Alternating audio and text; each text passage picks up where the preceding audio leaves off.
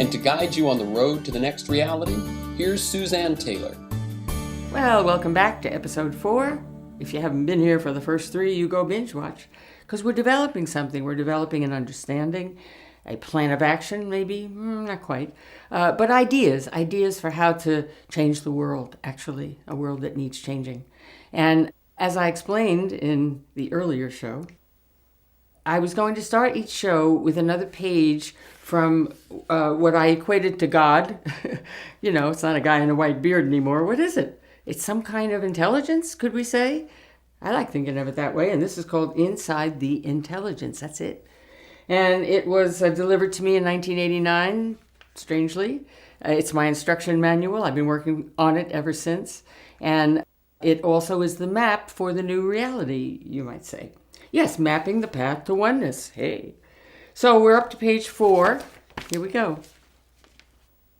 Surround yourself with total support, with people who are with you on the inside, on the same side.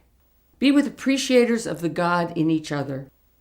God's all, you are one. The reason people are so mixed up about life is they don't know what the point is or the organizing idea. They need a guiding premise to steer by. Then they know if they were on the right course. People do not know that this is necessary and spend their time struggling with everything.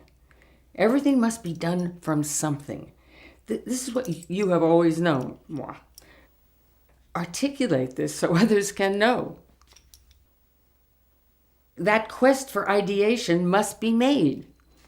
It is only from the point when one gets an organizing idea that the past dissolves its grip on the present. Everything that has been becomes your identity.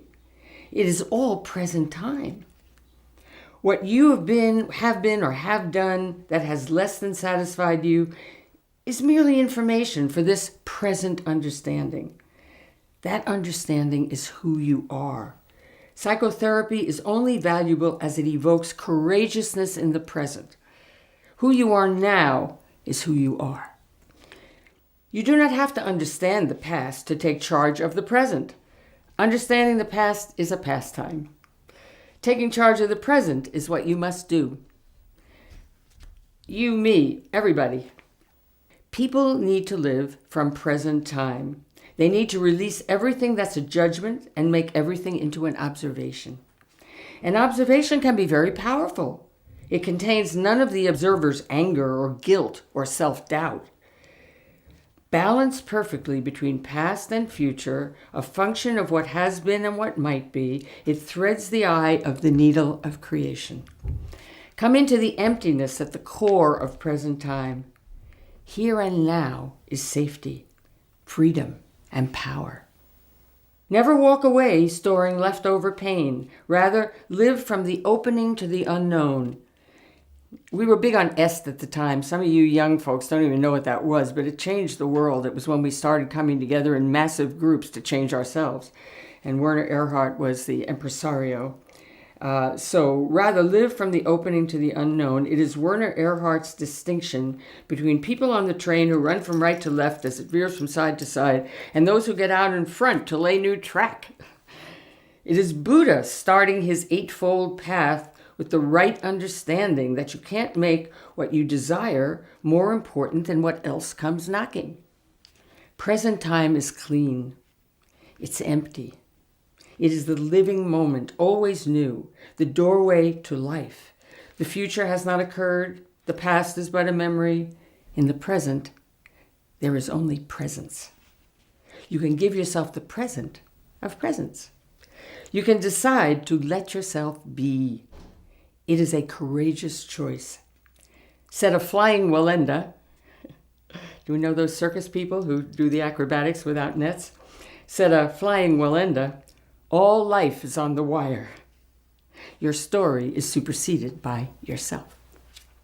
Page 4. So onward to page 5 next time. But in the meantime, here's one of my favorite quotes, and it deals with this idea of presence. It's Carlos Castaneda, Journey to Ixtlan, his 3-book trilogy that I was gone on years ago, decades ago, when it was written. And here's the quote. In a world where death is the hunter, my friend, there is no time for doubts or regrets. There's only time for decisions. So, what are we doing here in this deciding situation? I want to say a few words about that. It's enough to say stay in the present. Well, what's happening what is this thing in the present other than nothing, empty, whatever could be? But there's something more I think we can say about it, which is that there's something to hold in your consciousness. And the thing to hold in your consciousness is to stay loving. Now, that is the rudder that you can steer your ship with. It's more important in your well-being, for your well-feeling, I think I made that up, to stay loving, be loving, than to be loved. Oh, we all love to be loved. But what if some creepy person loves you, that's, so what? But if you stay loving, nobody interferes with that. That's your game. You stay on it. And it's what feels good. It feels good to stay loving, to be loving rather than feel like a victim or angry or... No, just stay loving. Obviously Jesus was very good at this. He kind of set the example. And isn't it interesting that the one time he didn't do it, we remember it. It was so unusual. Well, we probably won't attain that. And I don't even think that's really a realistic goal because, this human thing is challenging. We get pushed off course. In a world where death is the hunter, we have a lot of sadness too. If we were here forever, well, we probably have a lot of sadness too. But certainly, this death situation is such, you can't just stay, you probably could stay loving, but, we get very sad. And, it's hard to be loving when you're sad. But the idea is to get back as soon as possible. Let the things impinge on you as they will. Move on. Yes, acceptance. That's another of the tricks of staying in present time. Acceptance. Acceptance doesn't mean you like what's happening. It's just you recognize it is what's happening. Fighting with reality is a losing game. So it's not like, oh yes, I accept the fact that this war, I'm in this war. No, go be a courageous fighter. But first understand that is where you are. Don't deny it. Don't pretend you're somewhere else, which is what we do. We're in great denial. That is not a successful course. I actually wanted to show you this wonderful cartoon. I love Brian Andreas. Go look him up online and look at this delicious cartoon. It says, "I try to use unconditional love in small amounts," she said, "so people really appreciate it. The rest of the time, I just try not to yell." Isn't that the cutest? Okay, that's the story. That's our situation, so to speak. Now, holding yourself in this lovingness is not the only thing to think about in the setup of how you're proceeding in life. That's the internal touch point, that's the awareness to maintain. But there's one other piece of it, which is the external. So you're in this loving state, but what are you doing? You need something to be working with, something to be engaged with, to work your lovingness inside of. So I have a favorite quote about that. It's from a book called The Master Game by Robert DeRopp. I don't have the year on it, but it's decades ago. It's an old one. I got this early on in my development, and certain things remain in your consciousness and are your guides. So listen to this wonderful quote. I think this is the way the book starts, actually. "Seek, above all, for a game worth playing. Such is the advice of the oracle to modern man.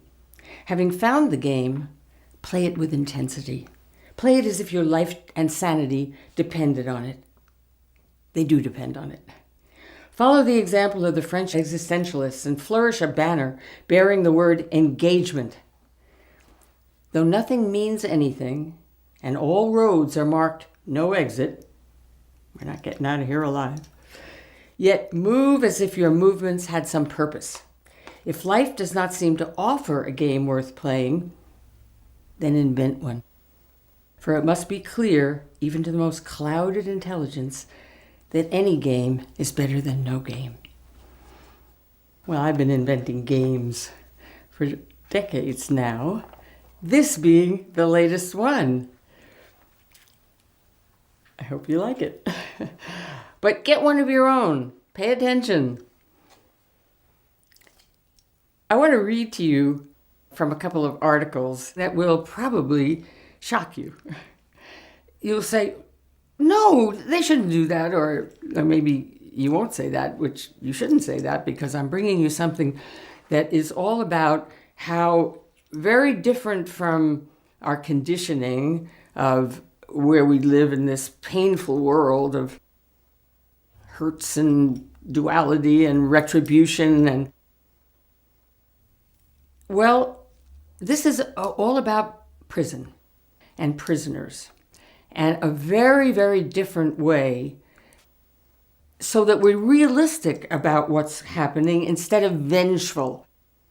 Which, when I say realistic, I mean in this present moment. What works? What makes the world work? What we're doing to prisoners, just in that category, does not make the world work. We get off on our, yes, they deserve these terrible punishments. It's not that they don't deserve them, but what good does that do? And these articles are going to speak about that. So God bless the internet. I printed out these wonderful articles. I do not get the Business Insider. I don't even get the New York Times, but I'm going to read you from 2 articles that are all about a different way to hold prisons. And if you get on the website, you'll find the links to them, and you can read the whole articles. They're wonderful articles to read. They make you really think. The first one is about Norway. Norway is doing something very different in its prison system. I think it's all over Norway now, and there's a couple of the prisons that are cited here. But before I tell you what they do, how they do it, I want to give you the results so you see why this is so useful, valuable. Okay. Norway's incarceration rate is 75 per 100,000. What do you think the U.S. is compared to that? 707 people in prison instead of 75 for every 100,000 people. Wow. Now, on top of that, when criminals in Norway leave prison, they stay out. It has one of the lowest recidivism rates in the world, 20%. The U.S. has one of the highest. What do you think? 76.6. Oh, that's painful. Prisoners are rearrested within 5 years. Is this good? I mean, we're doing a good job, right? We're punishing those people. Well, really? What's going on here in Norway? The country relies on a concept called restorative justice, and the system focuses on rehabilitating rather than punishing. Not that there's no, quote, punishment, but you see what the punishment is. I'm going to come to that here. But I'll tell you what's like in that prison. No bars on the windows, kitchens fully equipped with sharp objects, friendships between guards and inmates. Here's the punishment. For Norway, removing people's freedom is enough of a punishment. What a concept, huh? They don't have to be in pain when they come out more hardened. I'm coming to that too. They prepare inmates for life on the outside with vocational programs, woodworking, even a recording studio. Can you imagine? This is prison. And here's a quote from a warden who's also a clinical psychologist. If we treat people like animals when they are in prison, they are likely to behave like animals. Here we pay attention to you as human beings. Norway adopts a less punitive approach than the U.S., focuses on making sure the prisoners don't come back. That's what their objective is, not to, get our pound of flesh. This is so, it's so opposite to anything we do. I just loved reading this. All right. Judges can only sentence criminals to a maximum of 21 years. But at the end of the initial term, 5-year increments can be added if they aren't rehabilitated. So, if they're not ready to go back out into the world as productive human beings, they stay in prison. They're not releasing murderers or people who will murder again. This is just one in particular thing. Do you remember there was a Norwegian extremist? He killed people in a bombing and mass shooting. He was only sentenced to 21 years. And most of the outrage and incredulity over that sentence came from the U.S. Oh, no, you had to punish him more. Well, you understand that idea, but it doesn't work. The idea is what works, So every inmate in Norwegian prisons are going back to the society. This is one of the wardens or directors. Do you want people who are angry or people who are rehabilitated? That's the last line of the article. Food for thought, don't you think? Okay, now, second article. This is New York Times. I loved seeing this. You're looking at a picture now of what they're doing with this unusual treatment of how to change the criminal's perspective, how to make them into people who can be rehabilitated, not just giving them woodworking and, recording studios, but, there's deep wounds and issues and, we're not treating those lightly. There's therapy in those prisons too. But here we have a whole other therapeutic approach. Here's the headline. In Brazil, some inmates get therapy with hallucinogenic tea. So you all know about ayahuasca? It's the LSD of our day. It's everywhere, almost everywhere. It's very therapeutic. LSD was a wild card that who knows what would happen, but interesting. You see outside yourself and sometimes very therapeutic. But ayahuasca is basically therapeutic because it takes you into your issues and dissolves them and gives you insight into them. And they're giving this to prisoners. Preceding that, actually, before they started with the ayahuasca, they began offering inmates therapy sessions in yoga, meditation, and Reiki, which is hands-on healing. Hello. Brazil. This is Brazil. So we've got Norway, we've got Brazil. So then somebody said, well, why not give them ayahuasca? Why not add that to the program? So here's some perspective of the Brazilians. Many people in Brazil believe that inmates must suffer, enduring hunger and depravity. This thinking bolsters a system where prisoners return to society more violent than when they entered prison. Same idea, and this is a different methodology for dealing with that. I think that was all that I was going to tell you. Oh no, I got more outlined here. Wait a minute, don't go away. Okay. Some relatives of victims who suffered at the hands of these prisoners contend that the project is unfair. Where are the massages and the therapy for us? Asked the manager of a leather factory whose 18-year-old daughter was kidnapped, raped, and murdered. But you kind of get the idea. Yeah, these are awful things these people do. But do we want our pound of flesh or do we want a world that works? Well, this program is all about creating the world that works. So, where my vote is. And end of story for this week, but I want to give you a homework assignment. We talked about the objective of staying loving. That's where to hold your consciousness and return as quickly as you can on your own internal meter of how you're meeting the world, keeping your heart open, staying loving.